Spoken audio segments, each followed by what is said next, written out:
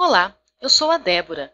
Bem-vindo ao curso de Publicidade e Propaganda 2.0. Este curso tem por objetivo ajudá-lo a criar, realizar e divulgar ideias associadas a empresas, produtos ou serviços através de campanhas publicitárias, procurando a melhor estratégia para apresentar o produto ou serviço ao consumidor de forma a promover sua venda. Escolha o que deseja fazer ou peça a ajuda de seu professor. Nesta aula, veremos que o uso de intertextualidade na publicidade é bastante comum. Atualmente, onde tudo está conectado com todos, a intertextualidade é praticamente onipresente, inclusive no discurso publicitário. O intertexto é o texto pré-existente, verbal e não verbal, que faz parte da memória social de uma coletividade e que está inserido em outro texto. Vez ou outra, mediante as nossas relações sociais, fazemos referência a algo anteriormente mencionado por alguém, a um fato histórico, a uma propaganda retratada pela mídia e até mesmo a um acontecimento polêmico. Até mesmo nos gestos, olhares, vestimentas, dentre outras atitudes, estamos de certa forma aludindo a um fato ou a alguém. Uma das técnicas utilizadas no processo criativo de uma propaganda é a intertextualidade. Ela consiste na relação entre dois textos, caracterizada por um citar o outro. Chamamos de intertextualidade a relação que se estabelece entre dois textos, quando um deles faz referência a elementos existentes no outro. Esses elementos podem dizer respeito ao conteúdo, ou seja, à temática, à forma, quando, por exemplo, se imita a linguagem utilizada por determinado autor ou tipo de texto, ou mesmo à forma e ao conteúdo simultaneamente.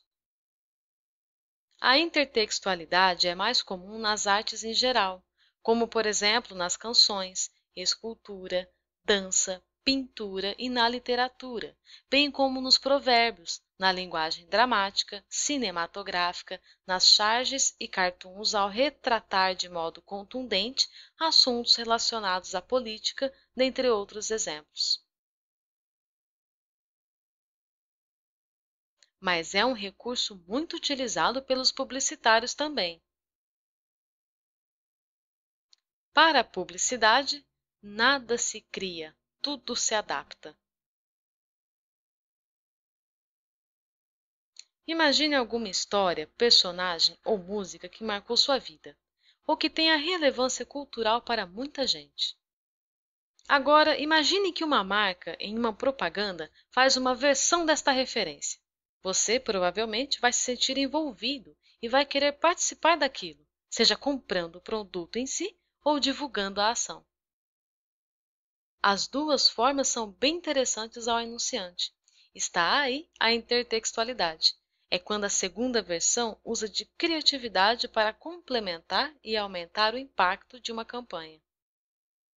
O discurso publicitário se apoderou do conceito de intertextualidade que possibilita editar informações do repertório cultural da sociedade, facilitando a compreensão do discurso. Os textos podem se entrelaçar de duas maneiras, explícita ou implícita. A intertextualidade explícita ocorre quando há citação da fonte do intertexto, como acontece nos discursos relatados, nas citações e referências, nos resumos, resenhas e traduções, para encadear sobre ele ou questioná-lo na conversação. E ainda de uma maneira direta e explícita, como é o caso em que um autor cita o texto de outro autor, incluindo-o num texto de sua autoria e de uma maneira indireta, que pode levar um grau de maior ou menor presença e relação. Já a intertextualidade implícita ocorre sem citação expressa da fonte, cabendo ao interlocutor recuperá-la na memória para construir o sentido do texto, como nas alusões, na paródia, em certos tipos de paráfrases e ironias.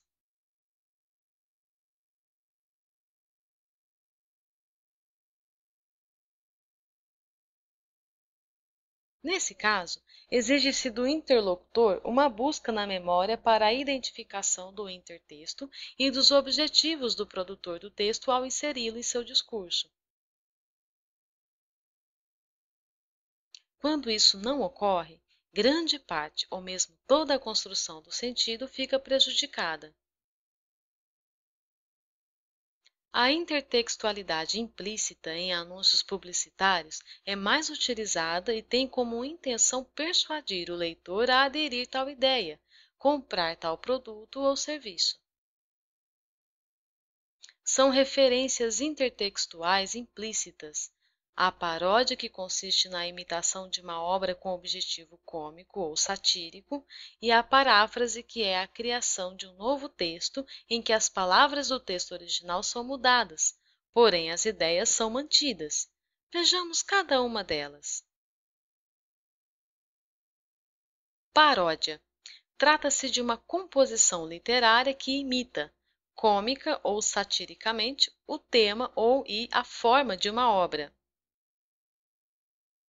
O intuito da paródia consiste em ridicularizar uma tendência ou um estilo que, por qualquer motivo, se torna conhecido ou dominante.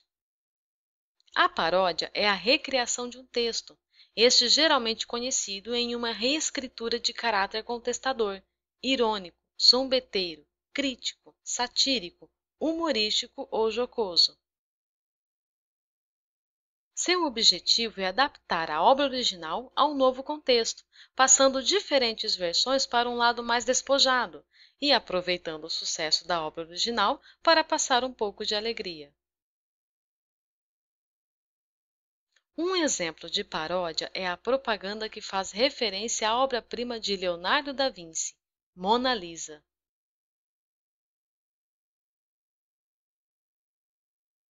Em um dos anúncios da marca Bombril, o ator se veste e se posiciona como se fosse a Mona Lisa, de Da Vinci. O slogan que o acompanha diz: Mon Bijou deixa sua roupa uma perfeita obra-prima. Esse enunciado sugere ao leitor que o produto anunciado deixa a roupa bem macia e perfumada, ou seja, uma verdadeira obra-prima, alusão clara ao quadro de Da Vinci. Vale destacar que, neste caso, a intertextualidade não assume a função apenas de persuadir, como também de difundir a cultura, uma vez que se trata de uma referência à arte.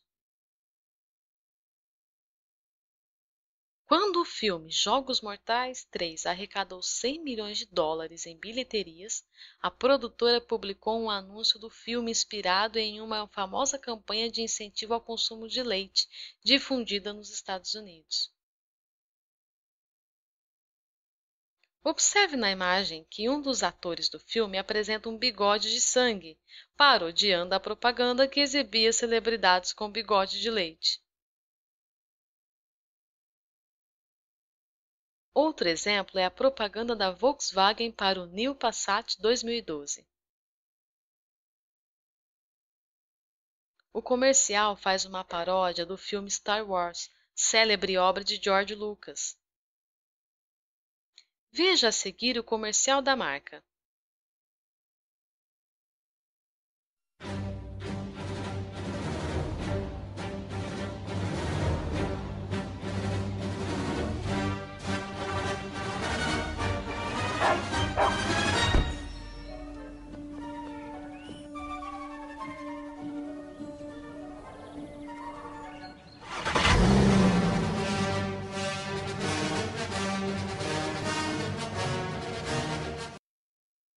Vejamos agora no que consiste a paráfrase.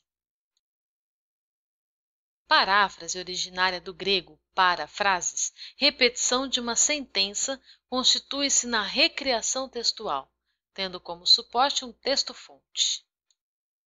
É a interpretação, explicação ou nova apresentação de um texto ou parte dele com o objetivo de, ou torná-lo mais inteligível, ou sugerir um novo enfoque para o seu sentido. Na paráfrase, as palavras são mudadas, porém a ideia do texto é confirmada pelo novo texto. A alusão ocorre para atualizar, reafirmar os sentidos ou alguns sentidos do texto citado. É dizer com outras palavras o que já foi dito. Ao parafrasearmos um texto, estamos atribuindo-lhe uma nova roupagem discursiva, embora mantendo a mesma ideia contida no texto original. A paráfrase empresta elementos de outras obras com intenção de reafirmar, exaltar e concordar com a ideia original. A paráfrase está ao lado do idêntico e do semelhante, repousa sobre o pré-estabelecido. Ela usa um paradigma já existente e pouco faz evoluir. Antes de parafrasear, o redator publicitário deve levar em conta o repertório do público-alvo, o conhecimento e o envolvimento desse público em relação ao texto base. Vejamos alguns exemplos. Conto de Fadas foi o tema de uma das campanhas da marca O Boticário, produzida pela agência Almap BBDO. Um dos slogans da campanha era: "Para que varinha de condão quando se tem maquiagem o Boticário?" Esse enunciado faz uma clara menção aos contos de fadas, mais especificamente à história da Cinderela. Dois outros exemplos são as paráfrases das marcas Sul América, uma empresa de seguros que criou o slogan "Salve-se quem tiver", parafraseando o dito popular "Salve-se quem puder".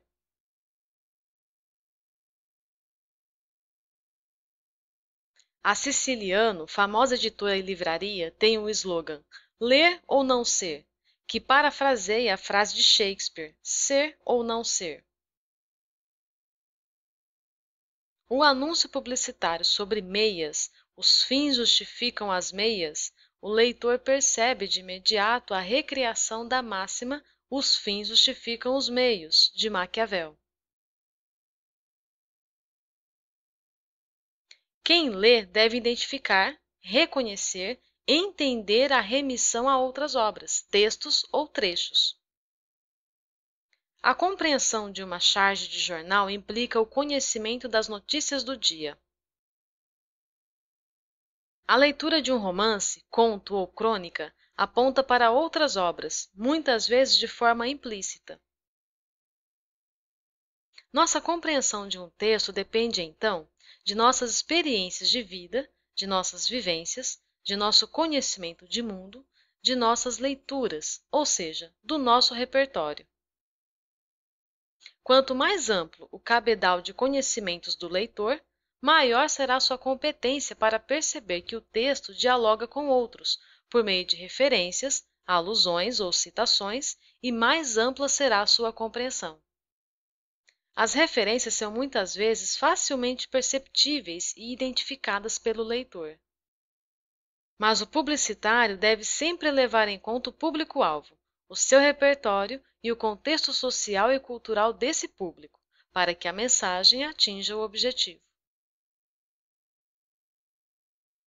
Quanto à intertextualidade na publicidade, pode-se dizer que ela assume a função não só de persuadir o leitor, como também de difundir a cultura, uma vez que se trata de uma relação com a arte, pintura, escultura, literatura.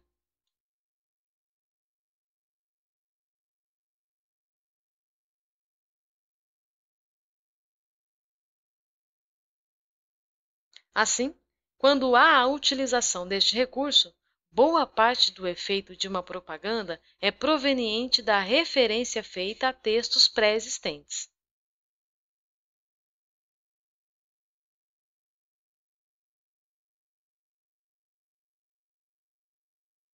Esses textos, ora são retomados de forma direta, ora de forma indireta, levando o destinatário a reconhecer no enunciado o texto citado. Portanto, pode tratar-se da citação tanto de um enunciado, cuja autoria é reconhecida, quanto de um enunciado anônimo, pertencente ao patrimônio social ou cultural.